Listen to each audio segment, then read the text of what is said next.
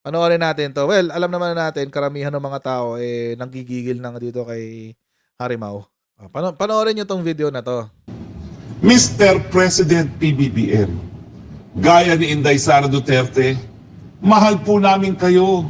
We, Pero di po namin maintindihan bakit pumapayag kayo suwayin ng inyong pinsan.